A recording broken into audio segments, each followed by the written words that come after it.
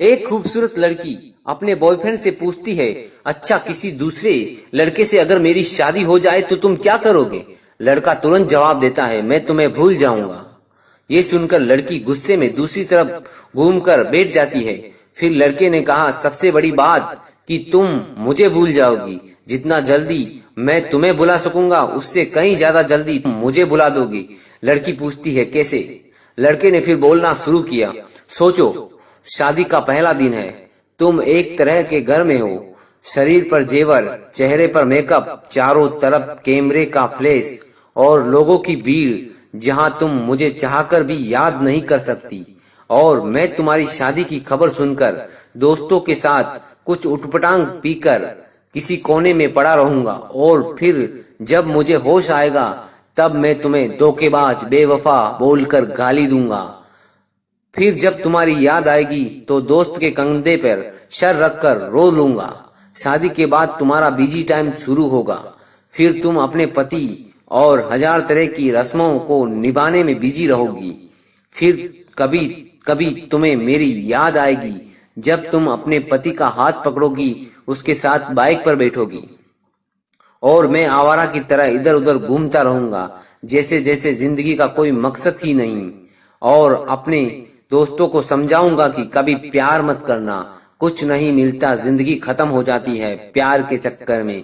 कुछ वक्त बाद तुम पति के साथ हनीमून पर जाओगी, नया घर होगा, शॉपिंग होगी, नई जिम्मेदारियां होगी। अब तुम बहुत खुश हो, अचानक तुम्हें मेरी याद आएगी और तुम सोचोगी पता नहीं किस हाल में होगा और मेरी खुशी की दुआ मांगते हुए वापस अपने परिवार में बिजी हो जाओगी। मैं अब तक मम्मी पापा भाई फिर दोस्तों से डांट सुन सुनकर लगभग सुधर गया हूँ। सोच लिया अब कोई काम करना है, एक अच्छी सी लड़की सी शादी करके तुम्हें भी दिखा देना है और सबको यही बोलूंगा कि तुम्हें भुला दिया है, मैंने तुम्हें भुला दिया है। लेकिन तब भी मैं तुम्हारे मैसेज को आधी रात को निकाल कर पढ़ूंगा और सोचूंगा शायद मेरे प्यार में ही कोई कमी थी जो तुम्हें पा न सका। फिर अपनी तकलीफ को कम करने की कोशिश करूंगा।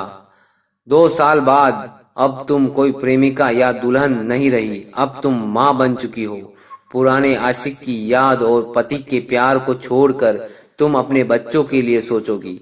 अब तुम अपने बच्चे के साथ बिजी रहोगे, मतलब अब तक तुम्हारी जिंदगी से परमानेंटली मैं डिलीट हो चुका होऊंगा।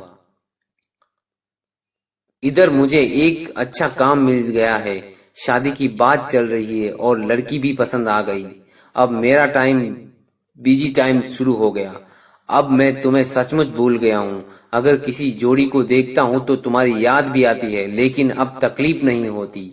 यहाँ तक सुनने के बाद लड़के ने देखा लड़की की आंखों में आंसू छलक रहे हैं। लड़की भरी आंखों से लड़के की तरफ देखती है, दोनों बिल्कुल चुप पर आंखें बरस रही है। थोड़ी देर बाद लड़की, तो क्या सब कुछ यहीं खत्म हो जाएगा? लड़का, नहीं नहीं, यहाँ खत्म नहीं होगा।